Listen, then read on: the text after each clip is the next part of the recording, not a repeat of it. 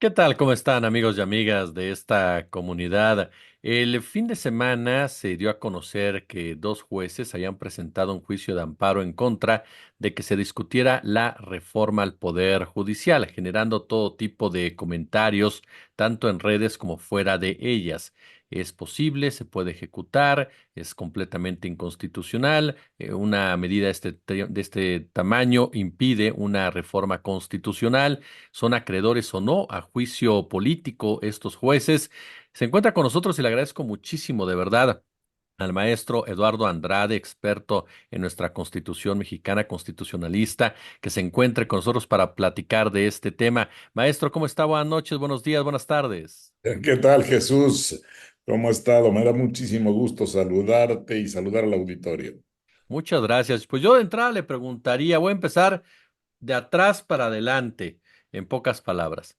La decisión de estos jueces, la medida de estos jueces, ¿puede originar un juicio político en su contra o no es el momento para pensar en una medida de este tamaño a raíz de la decisión que ellos tomaron? Mira, la pregunta es muy interesante porque además la planteas en dos planos que deben ser abordados, el jurídico, estrictamente jurídico, y el político. Desde el punto de vista jurídico, es factible y sería procedente desde mi punto de vista el inicio y desarrollo de un juicio político. Los jueces de distrito, de acuerdo a la Constitución, son sujetos de estos posibles juicios que derivan de una violación constitucional, de atacar las funciones públicas o su buen despacho. Hay varias motivaciones previstas en la Constitución, un poco ambiguas, hay que reconocerlo, pero como no se trata propiamente de un proceso penal, sino simplemente de un enjuiciamiento que puede llevar a dos sanciones, a la pérdida del cargo y a la inhabilitación o ambas cosas, la inhabilitación para ocupar determinados cargos públicos por cierto tiempo. De manera que los presupuestos por los cuales se puede iniciar un juicio político existen y esa capacidad la tiene el Congreso de la Unión a través de la Cámara de Diputados, donde se inicia un juicio político. Si se aprueba por una mayoría simple en la Cámara de Diputados la acusación a efectuarse ante el Senado, el asunto se lleva al Senado y ahí por mayoría calificada de 2/3 sería emitida la sentencia en caso de que se llegue a ese punto. Ahora bien, desde el punto de vista político, ¿sería conveniente en este momento abrir un juicio político a estos jueces? Mi respuesta politológica es no. Por un lado puedo decir lo jurídico, pero lo político implicaría abrir un frente más de enfrentamiento entre los poderes.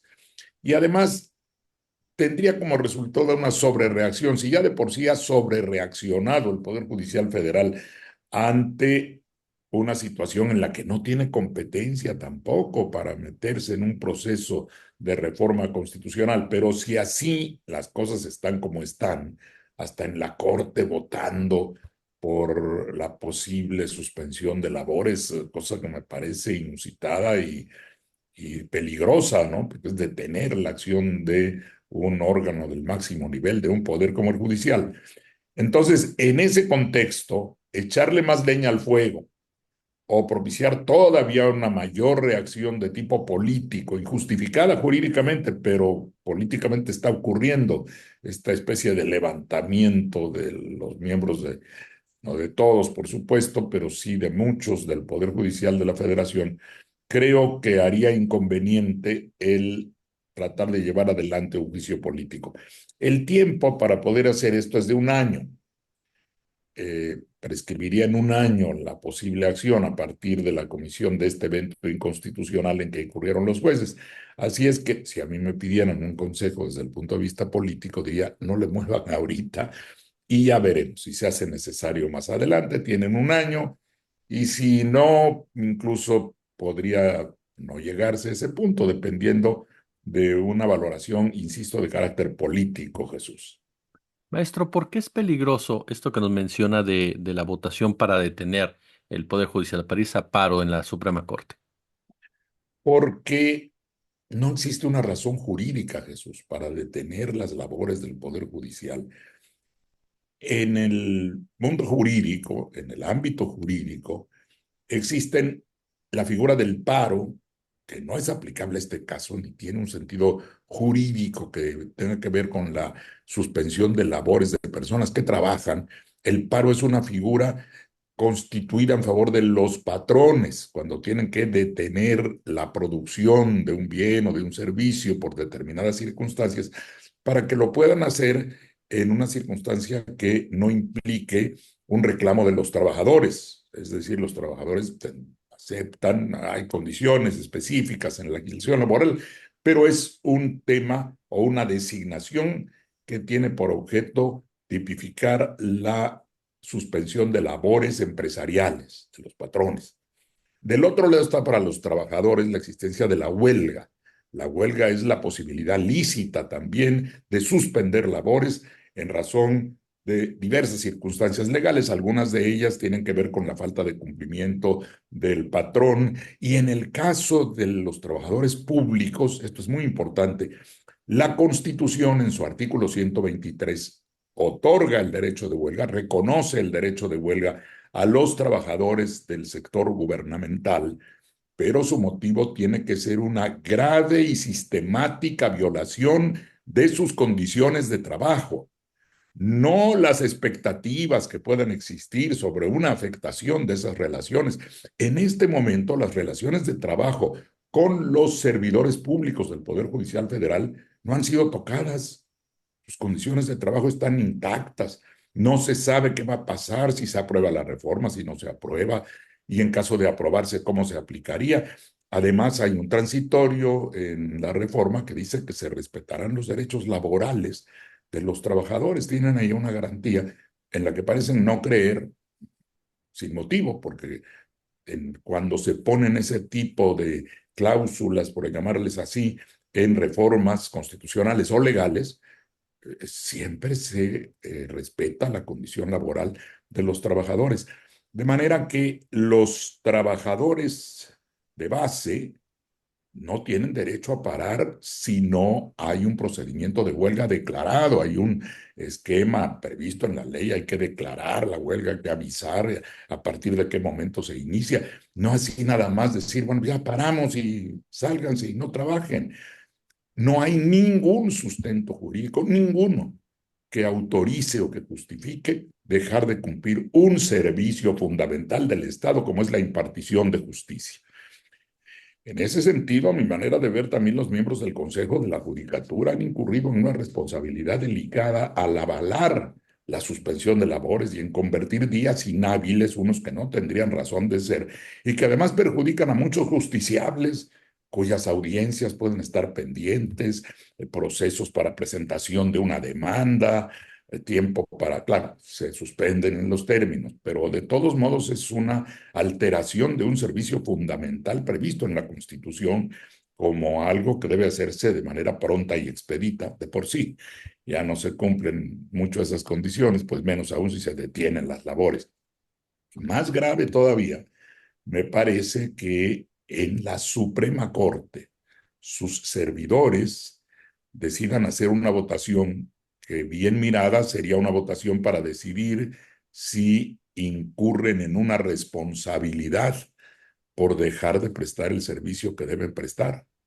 E incluso puede haber una ilegalidad al realizar este tipo de acciones contestatarias respecto de un asunto que no les corresponde. Esa es la otra parte. Una reforma constitucional es una materia en la que solo participan los poderes legislativos, el federal, las dos cámaras, que tienen que aprobarla por 2/3 partes de sus miembros presentes, y la mayoría de los congresos locales. El Poder Judicial no interviene ahí para nada. Es más, por alguna razón, el Poder Judicial no tiene participación ni siquiera en los trabajos legislativos, no tiene derecho de iniciativa, no puede presentar una iniciativa de ley. Esto se ha roto un poco mediante la presentación de propuestas a los legisladores, pero eso no tiene fundamento jurídico constitucional. El derecho de iniciativa no le toca al Poder Judicial, por una razón, porque es el que va a aplicar las disposiciones legales. Si el Poder Judicial es el autor o promotor de una ley a través de una iniciativa, será muy difícil después que tome alguna medida que pudiera declarar inconstitucional lo que ellos mismos han propuesto. Y a lo Claro. mejor tiene elementos de inconstitucionalidad. De manera que al Poder Judicial, y esto, mira, puede sonar autoritario, pero no lo es. El Poder Judicial es un poder cuya obligación es aplicar las leyes y, por supuesto, las normas constitucionales que emiten los órganos facultados para legislar y para reformar la Constitución. No tiene derecho de discutir ese asunto, ni de objetarlo. Si hay alguien que no está facultado para objetar una reforma constitucional, es quien la va a tener que aplicar. Claro. Si los magistrados tienen que aplicar lo que diga la Constitución, no lo que a ellos les gustaría que dijera. Entonces, hay una invasión de poderes desde el momento en que se desborda el Poder Judicial para exigir que se haga algo que no le corresponde y que una vez que se emitiera una reforma constitucional, su deber sería aplicarla y cumplirla, punto. Es decir, que estos amparos no tienen ni pies ni cabeza. No, no, no, es una barbaridad. Yo lo califiqué en la red X, que ha estado muy activa, algunos me han respondido. Yo lo califiqué de la mayor monstruosidad jurídica que he visto en más de 50 años de practicar y estudiar el derecho constitucional. Ni como alumno que me hubieran dicho hace años, oye, pues unos jueces van a pedir amparo contra una reforma constitucional o un proceso de reforma. Pues no pueden, no tienen derecho, no pueden emitir una resolución de esa índole por varias razones jurídicas. El amparo se presenta en contra de un acto de autoridad que vulnere o restrinja los derechos humanos. El acto de autoridad, en términos generales, tiene que existir. Tiene que haber un acto, una acción gubernativa unilateral, imperativa, coercible, es decir, que se pueda sancionar. Esas son las características teóricas de un acto de autoridad. Cuando una ley está en proceso de creación, no hay acto de autoridad ninguno. No existe un acto que incida en la esfera gubernativa de nosotros, los gobernados. Se estará estudiando. A lo mejor no nos gusta, a lo mejor va a contener algún elemento inconstitucional sobre el cual luego de que haya salido la ley nos podríamos quejar, pero no en el momento en que está procesándose. Esos actos no son susceptibles de considerarse actos de autoridad. Algunas cosas que me contestaban participantes en la red decían, pero es que aunque todavía no sale, lo que se trata es de impedir que salga el acto. Eso tiene un cierto sentido en otro tipo de actos. Cuando uno combate, por ejemplo, la eventual emisión de una orden de aprehensión, si el que puede ser aprendido tiene indicios, tiene datos de que se puede emitir una orden en su contra que puede resultar injustificada, pide amparo. Y el juez, para evitar que se consume la emisión de la orden, puede decretar la suspensión, de modo que hasta que el juez de amparo decida no se ejecute o no se emita la orden de aprehensión. Nada más que aquí no se trata de un acto que concretamente pueda impugnar la persona que puede resultar afectada. Ni siquiera los magistrados, ni los jueces, ni los servidores del Poder Judicial, porque no les está afectando sus condiciones de trabajo, ni han sido afectadas, ni están amenazadas por la reforma. Esa reforma la tendrían que aplicar, aunque no les guste.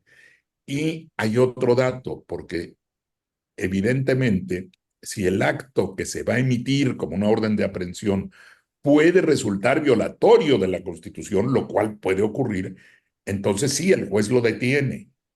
Pero una reforma constitucional no puede violar la Constitución. Hay un principio básico en derecho constitucional. La Constitución no puede ser inconstitucional, que es la norma suprema. Y una vez que se emite, pues ni modo que se contradiga a sí misma, ni puede juzgar eso el Poder Judicial Federal. De modo que más a mi favor, les decía yo a algunos que me objetaban el tema, decía, vamos a suponer que sí se emite, o sea, lo que se quiere entonces es detener un acto que no se puede enjuiciar una vez emitido tampoco, o sea, si no se puede detener cuando ya sea un acto efectivamente publicado a través de la emisión de la reforma, menos aún se puede detener el proceso de su creación. Entonces hay muchas razones jurídicas que muestran, y creo que la mayoría de los abogados que conocemos bien el derecho constitucional sabemos que eso no puede ser, que un juez de distrito no puede entrometerse en la tarea legislativa.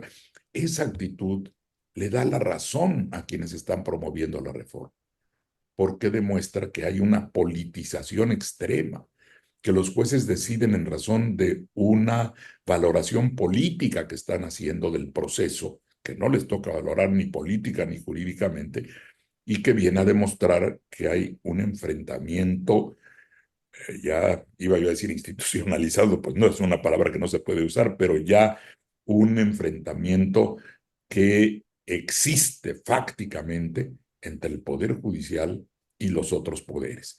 Y en eso hay mucha responsabilidad del propio Poder Judicial, que ha ido en muchos casos invadiendo el territorio del Poder Ejecutivo y del Poder Legislativo. No se entiende muchas veces, yo no sé por qué ahora los servidores del Poder Judicial no captan que ellos están sometidos a la ley. ¿Cómo se organiza el Poder Judicial? A través de una ley orgánica del Poder Judicial de la Federación. ¿Quién emite esa ley? El Congreso.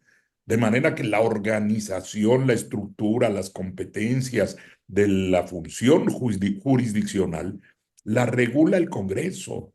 Es el que emite las leyes que van a regir la manera como actúa el Poder Judicial. El Poder Judicial está sometido a esa ley, que puede, en determinadas circunstancias, decretar la inconstitucionalidad de una disposición legal, lo puede hacer siempre y cuando se demuestre que hay una incompatibilidad real entre un texto de la Constitución y el de una ley debe emitirse en concordancia a lo que dice la Constitución. Claro. Maestro, entonces, si comienza esta discusión a fondo de la propia reforma judicial, que ya vimos que comenzaron los señalamientos y demás, pero la discusión como tal no se está cayendo en desacato. No, absolutamente, absolutamente no. Yo puse ayer también entre mis comentarios que la Cámara debía ignorar, la Cámara de Diputados, por el momento, que es la que está analizando esto, debía ignorar esa resolución del juez por absolutamente inconstitucional y porque incluso podría dar lugar a un juicio político. Algunos abogados, conocimiento de la ley de amparo, refutaban y decían, bueno, pero el método no es simplemente ignorar la resolución, sino combatirla. Hay un método para recurrir decisiones de los juzgadores de distrito, que es ir a un órgano superior, que son los tribunales colegiados de circuito.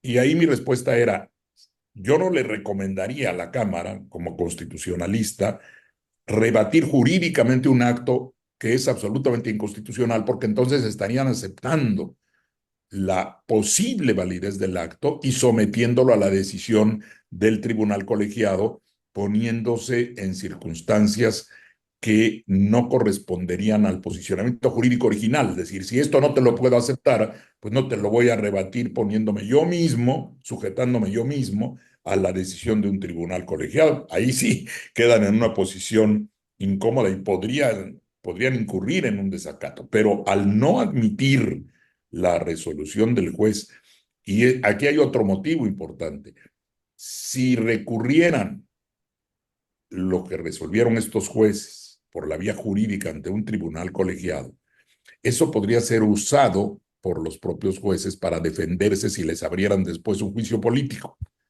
porque la Cámara diría, oye, no, esto como es inconstitucional, es violatorio de la Constitución, no te lo admito, punto. Y no, tampoco quiero parecer autoritario y voy a usar una expresión muy coloquial y hazle como quieras, pero no, me tengo que mantener, digo, simplemente es gráfica la expresión, ¿no? Pero eh, en el fondo eso significaría no tienes esa facultad y además, si yo la valido de alguna manera, luego cómo te acuso de haber violado la Constitución, entonces no tiene motivo, ni tiene posibilidades, ni tiene viabilidad el pretender combatir jurídicamente esa resolución de los jueces que es inconstitucional. Y hay otra cuestión más, que es de carácter fáctico. ¿Cómo exiges a 500 diputados que detengan una actividad que les es propia, que es para la que fueron electos?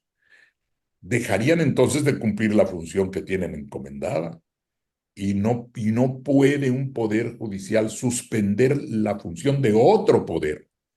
No es una autoridad responsable en términos que pueda combatírsele su función legislativa. El Congreso puede ser una autoridad responsable cuando ya ha emitido una ley y cuando contra esa ley se presenta un amparo. Ya entonces hay un acto de autoridad que pertenece al mundo jurídico vigente, no a las posibles decisiones de los legisladores. En ese caso sí, un afectado por una ley puede pedir amparo.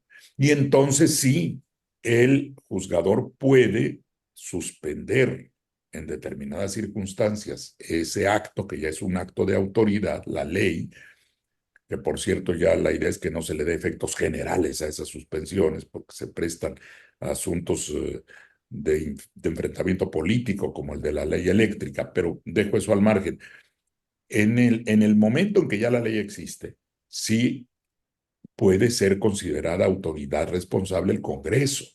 Y entonces se le pide un informe con justificación. Es decir, a ver, Congreso, aquí tengo este amparo, dime cuáles razones tuviste, cómo se justifica tu acción, efectivamente existe ese acto de autoridad, cómo lo emitiste, cuáles fueron tus razones, etcétera. Y la autoridad responsable, que ahí sí es el Congreso o cada una de sus cámaras, tendrá que emitir ese informe al juez. Ahí sí queda sometido, pero no por una función legislativa preexistente, sino por un acto jurídico que ya emitió y que a alguien le puede estar perjudicando. No. Entonces hay una diferencia muy grande entre una hipótesis y la otra. Mi querido maestro Eduardo Andrade, siempre es un verdadero placer escucharlo y aprender de usted y le agradezco muchísimo estos minutos para nuestra comunidad. Al contrario, Jesús, yo te agradezco mucho la posibilidad de difundir estas ideas porque hay gran confusión y de repente la gente se va con una versión incompleta, imparcial o interesada, como esto de la tómbola, por ejemplo. Le han hecho creer a la gente que cualquiera que desee se va a meter a participar en una tómbola para ver si sale juez. Sí, claro. No, el método de insaculación, termino con esto Adelante, rápidamente, adelante. efectivamente el uso del azar para tomar una decisión operaría solo cuando después de valorados los méritos de quienes están proponiéndose para los cargos, desde ministros hasta inferiores, y ya que las comisiones técnicas de cada poder los calificó y verificó la idoneidad y su capacidad jurídica, vamos a suponer que hay 3 lugares disponibles, pero tienes 10 candidatos que todos cumplen a cabalidad los requisitos y condiciones necesarias. ¿Qué haces para ser objetivo? ¿Qué dices, a ver, por orden alfabético y el que sea A tiene ventaja? No, la única solución viable es sortearlo, es decir, todos estar en la misma condición. ¿Cómo voy a resolver a quién propongo para que no haya desviaciones de quién me resultó más simpático, quién es pariente de quién o amigo? No, no, ahí, ahora sí, vámonos a un sorteo y los que salgan, esos serán los propuestos. No es lo mismo que una tómbola en el sentido Claro. genérico, ¿no? Muy bien, pues ya me excedí, No, hombre, pero me da maestro, mucho gusto, un verdadero Jesús. placer, de verdad, y un honor platicar con usted. Al contrario, el honor es mío, Jesús, te lo agradezco mucho y estoy a tus órdenes permanentemente.